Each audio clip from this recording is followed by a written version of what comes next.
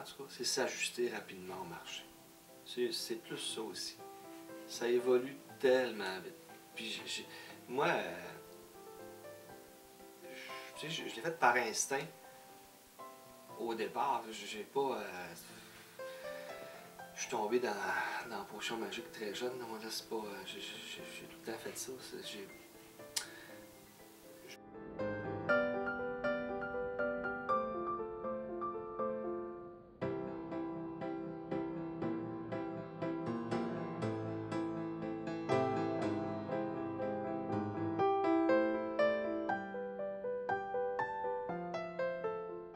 Regarde, hey, j'ai commencé de bonne heure. Moi, au départ, ça n'avait pas de bon sens. Là. Je me souviens, 13-14 ans, mon père, c'est ça, il y avait un garage, mais il vendait des pièces et accessoires automobiles. Puis il y avait une bannière qui s'appelait NDND, ça se passait à Montréal. Puis moi, je montais avec mon père faire les achats là, mais mon père ne s'occupait pas vraiment des achats. Lui-même, il n'avait pas ça. Mon père, c'était un gars qui travaillait énormément fort. Puis quand j'arrivais dans les kiosques, j'avais 12-13 ans, puis dans ce temps-là, c'était tous des Juifs là, avec qui on faisait affaire. Hey, les premières années, là, ils disaient que c'est ça, cette affaire-là, le jeune qui arrive ici puis qui fait des achats. J'avais pas grand respect d'eux autres. Ça a pris au bout de 2-3 ans avant que là, les gens me prennent plus au sérieux, là, mais c'était pas évident au départ. J'arrivais à Montréal, moi là hey, c'était. Ça n'avait pas de bon sens, non. Rentrer dans les kiosques, faire des achats, ils croyaient pas ça, d'autres là, ils pensaient pas. Là, fait que ça a pris du temps de faire ma place là-dedans. Puis, mais ça a été à la longue, regarde, puis j'ai réussi à le faire. Puis, c'est ça, de se faire respecter par les compagnies destin. C'est ça, j'ai commencé très jeune, effectivement, là-dedans. Puis, c'est juste que j'ai mis beaucoup de temps. Comme mon père l'en mettait, puis comme Daniel avant moi, il en avait mis beaucoup aussi.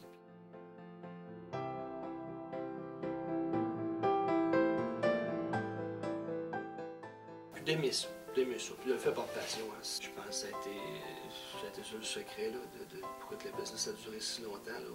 Je pense qu'avoir fait juste 30-35 heures, ça n'aurait pas donné grand-chose. Je pense qu'il faut le faire parce que l'on aime ça et qu'on ne compte pas nos heures. Mais là, ça va être fait demain matin. Le respect dans le service, dans les prix, dans tout ce qui englobe le commerce. Là. Dans le commerce, ça a des désavantages d'être en campagne, là, un manque de volume, ces choses-là. Mais tu as l'avantage aussi d'être proche de tes clients. Puis Ça, je pense qu'il y a un mot qui pourrait, pour toutes les sphères comme qu'il y a dans la société, je pense que c'est passion. Je pense que c'est ça. C'est juste, c'est ça. C'est juste ça, puis c'est beaucoup. Mais je pense que si tu le fais par passion, tu l'as tout ça ensemble. Hein. Je pense que c'est ça. Que ce soit un artiste qui s'est passionné, que ce soit un peintre qui s'est passionné, que ce soit quelqu'un qui travaille sur l'asphalte mais qui est passionné, qui conduit un tracteur mais qui est passionné, je pense que c'est ça qui fait la différence. Hein. N'importe quel travail. Puis ça, il n'y a pas de travail qui sont moins beaux, moins bons que l'autre, tant qu'à moi, là. Mais je pense que n'importe quel travailleur qui fait son métier avec passion, il y a une différence dans le résultat. Je pense que c'est juste ça. Je pense qu'il n'y a pas de recette plus que ça. Je pense que c'est la passion. Ouais. C'est ça, c'est très important. Puis, il faut toujours que tu sois prêt avant la saison parce que durant la saison, pendant, c'est trop tard. C'est ça. Puis je le dis tout le temps à mes employés, puis j'essaie tout le temps d'être comme ça dans tout. Puis je pense qu'avec ça, je me trompe pas beaucoup.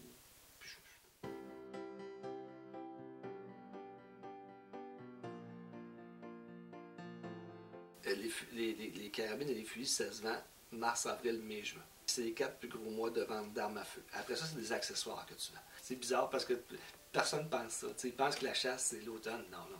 La chasse, c'est réparti 12 mois, pas 12 mois, 10 mois par année.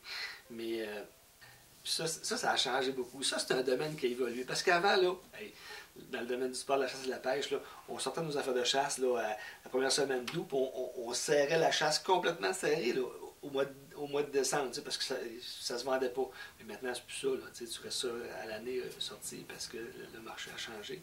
Ça, c'est des évolutions qui vont dans le marché. V'là il y a 30 ans, il y a 40 ans, on sortait le stock de hockey au mois d'octobre. Maintenant, s'il n'est pas sorti là, à fin juillet, là, il est trop tard, là, parce que août, septembre, c'est les 2 plus gros mois pour le hockey. Là. Puis, le vélo, c'est même s'il y aurait 10 pieds de neige dehors, c'est la semaine de Pâques. Peu importe la température, la semaine avant Pâques, c'est l'élément déclencheur pour vendre du vélo. Fait que si tu n'es pas prêt durant cette semaine-là, même s'il y a plein de neige encore, tu vas rater ton année. C'est de ce temps-là, c'est cette semaine-là que ça commence. Ça aussi, avant, c'était un domaine qui était quand même très flat. Là. Il y avait c'était tout les mêmes outils, les mêmes choses. Maintenant, ça évolue beaucoup là-dedans. Il y a tellement d'évolution à ce niveau-là. Un marteau, c'est un marteau. Non, les marteaux ont évolué beaucoup. C'est plus ça. Ça a changé beaucoup. Il n'y a plus rien de banal dans la quincaillerie. Moi, maintenant, ce que j'aime dans le commerce ou de ce temps-ci l'été, parce qu'il y a beaucoup de gens de l'extérieur qui sont ici, c'est de se faire dire hey, on pensait pas que c'était si gros que ça, on pensait pas que tu avais autant de produits que ça. C'est donc ben. Ça, c'est moi, c'est mon salaire, moi, de ce temps-ci. C'est mon gaz pour fonctionner, ça, je trouve, plus que les ventes. Là.